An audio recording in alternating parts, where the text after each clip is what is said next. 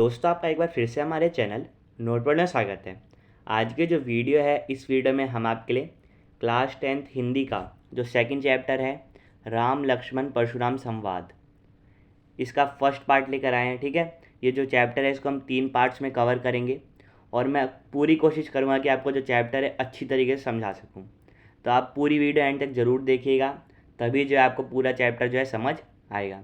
ठीक है, क्योंकि ये चैप्टर जो है अवधी भाषा में लिखा गया है, इसलिए इसके जो वर्ड्स हैं इनको समझना भी थोड़ा ज़रूरी हो जाता है। ठीक है, अगर आप इनके वर्ड्स को ही नहीं समझ पाएंगे तो फिर पेपर में जो क्वेश्चन आएगा इससे रिलेटेड उसको करना भी आपके लिए बहुत ज़्यादा मुश्किल हो जाएगा। ठीक है, तो दोस्तों सबसे पहले इस चैप्टर में समरी क्या है वो जान लेते हैं। ठीक है, कि इस चैप्टर में हमें किस बारे में पढ़ना है। तो ये जो चैप्टर है राम लक्ष्मण परशुराम संवाद, ये रामचरितमानस के बाल कांड से अंश लिया गया है। ठीक है, रामचरितमानस आपने सुना होगा, बहुत ही फेमस बुक है जो तुलसीदास जी ने लिखी थी, जिसमें उन्होंने जो है श्री राम के जीवन के बारे में, ठीक है, जीवन से रिलेटेड जो भी आदर्श थे उनके, जो भी उनके बातें थी, इन सभी के बारे में अच्छी तरीके से बताया था।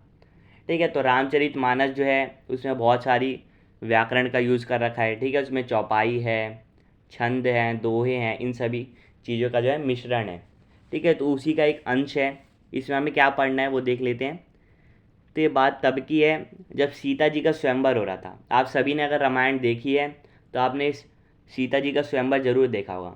ठीक है, तो उसमें क्या था कि शिव जी का धनुष था और ये शर्त थी कि जो भी इस राजा इस धनुष को तोड़ देगा उसी से जो है सीता जी का विवाह होगा। ठीक है, तो जब सीता जी का स्वयंवर हो रहा था तो सभी राजा ने प्रयास कर लिया। ठीक है, कोई भी धनुष जो है तोड़ नहीं पाया। लेकिन जब राम जी की बारी आई तो उन्होंने जो है उस शिव धनुष को आसानी से तोड़ दिया। ठीक है, जो जैसे ये शिव धनुष टूटा और उसकी खबर जो है मुनि परशुराम को मिली, ठीक है, तो बहुत ज़्यादा क्रोधित हो गए और वो फिर क्या हो गया, उनको बहुत ज़्यादा क्रोध आ गया और इसलिए वो जो है जहाँ पे स्वयंवर हो रहा था वहाँ पहुँच गए।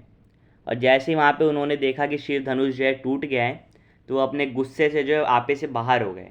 ठीक है, बिल्कुल आउट ऑफ कंट्रोल हो गए।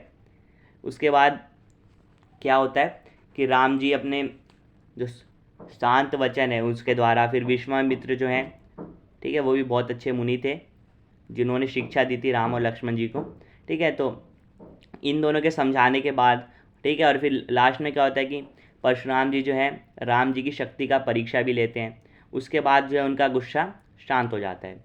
इसी बीच में जब वहाँ परशुराम जी वहाँ पहुँचे थे धनुष टूटने के बाद, तो इस बीच में राम लक्ष्मण और परशुराम जी के बीच जो भी बातचीत हुई, जो भी संवाद हुआ, उसी को यहाँ पे प्रस्तुत किया गया है। ठीक है, तो इस चैप्टर में हम उसी के बारे में पढ़ेंगे।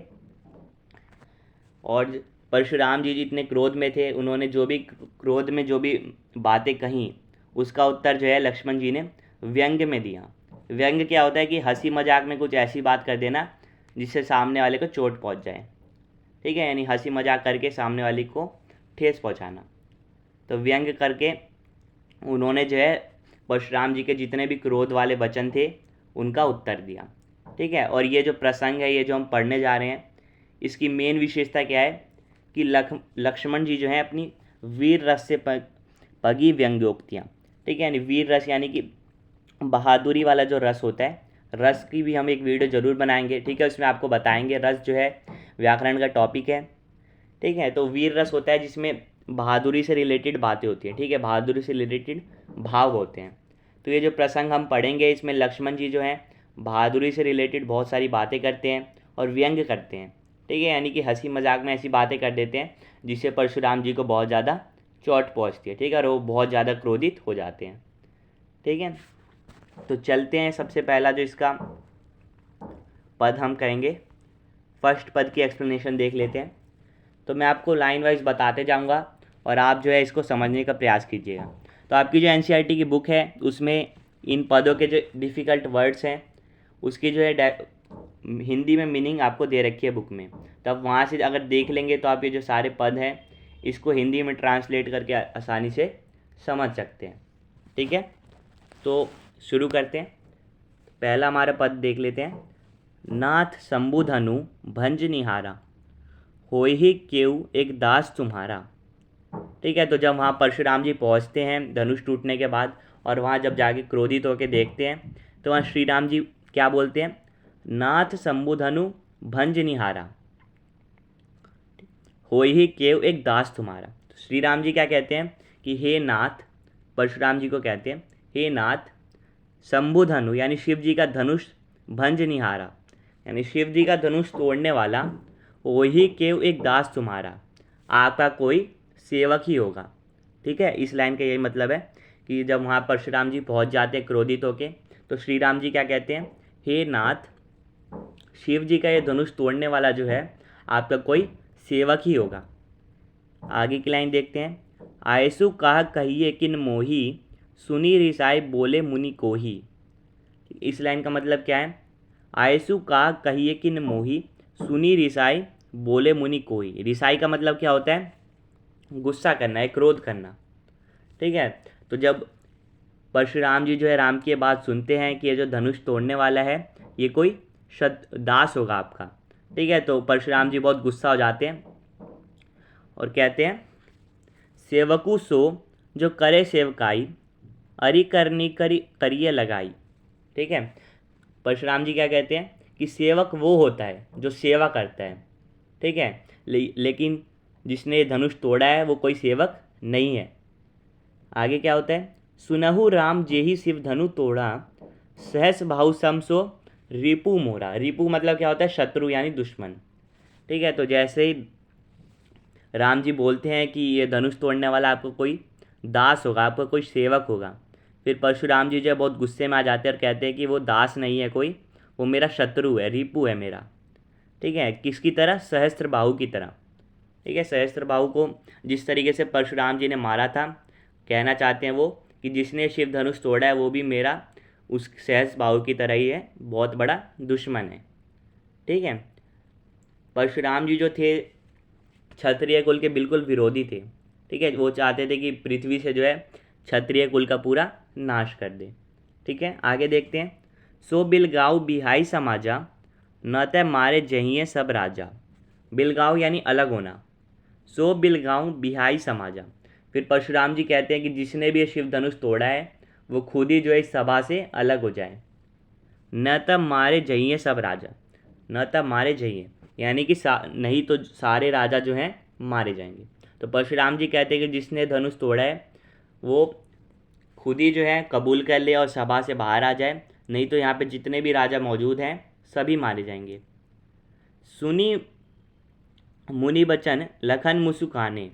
तो जैसे ही लक्ष्मण जी जो थे, लखन जी यहाँ पे लिखा गया, ठीक है, लखन यानी लक्ष्मण जी, तो जैसे ही उन्होंने परशुराम जी की बातें सुनी तो मुस्कुराने लगे। ठीक है, उसके बाद क्या हुआ, बोले परसु धरही अवमाने, बहु धनु ही तोरी लरिकाई, कबहू न असी रीस किन्हीं गोसाई। तो जब लक्ष्मण जी ने परशुराम जी की बातें सुनी तो हंसने लगे। फिर क्या बोले, परशुराम जी का अपमान करते हुए क्या बोले उन्होंने कि बहु धनुई तोरी लरिकाई, कि लरिकाई यानी कि बचपन में, कि बचपन में हमने ऐसे बहुत सारे धनुष तोड़े थे। ठीक है, कबहू न असी रीस किन्हीं गोसाई, तब तो किसी भी हमें ऋषि मुनि ने ऐसा नहीं क्रोध किया। ठीक है, तब तो किसी ने कुछ नहीं बोला। तो लक्ष्मण जी जो है जब परशुराम जी की बात सुनते हैं तो मुस्कुराने लगते हैं और व्यंग करके करते हैं कि बचपन में जो हमने बहुत सारे धनुष तोड़े थे तब तो किसी भी ऋषि ने हमें नहीं बोला, यही धनु पर ममता के ही हेतु, सुनी रिसाई के मृगघुल केतु। ठीक है, उसके बाद क्या होता है कि परशुराम जी जो है जब लक्ष्मण जी की बात सुनते हैं कि बचपन में हमने बहुत सारे धनुष तोड़े थे तब तो हमें किसी ने नहीं बोला, तो उनको बहुत ज़्यादा क्रोध आ जाता है, उनका जो क्रोध है बहुत ज़्यादा बढ़ जाता है। रे नृप बालक कालबस बोलत, तो ही न संभार, धनु ही सम त्रिपुरारी धनु, विदित सगल संसार। इसका क्या अर्थ है कि जब परशुराम जी लक्ष्मण जी की बात सुन लेते हैं तो फिर वो उसका उत्तर देते हैं। क्या कहते हैं कि राजकुमार तू काल के वश में जो आकर है ये सब बोल रहा है। ठीक है, कालबस बोलत यानी काल के वश में आकर ये बोल रहा है, तुझे कुछ भी बोलने का होश नहीं है। ठीक है, क्या कहते हैं कि ये कोई साधारण जो है धनुष नहीं है, बल्कि ये शिव जी का धनुष है। ठीक है, जिसके बारे में पूरी दुनिया जो है जानती है, विदित सकल संसार यानी कि पूरी दुनिया जानती है। तो ये जो पहला हमने पद देखा इसमें बात यही हुई है कि जब वहाँ धनुष टूटने के बाद परशुराम जी जाते हैं तो पहले राम जी उनको समझाने का प्रयास करते हैं कि जो धनुष है इसको तोड़ने वाला कोई सेवक होगा, ठीक है। उसके बाद परशुराम जी जब राम जी की बात सुनते हैं तो बहुत ज़्यादा क्रोधित हो जाते हैं, कहते हैं कि ये अधर्म करने वाला, ठीक है, धनुष को तोड़ने वाला कोई सेवक नहीं है, बल्कि सहस्त्रबाहु की तरह हमारा बहुत बड़ा दुश्मन है, ठीक है।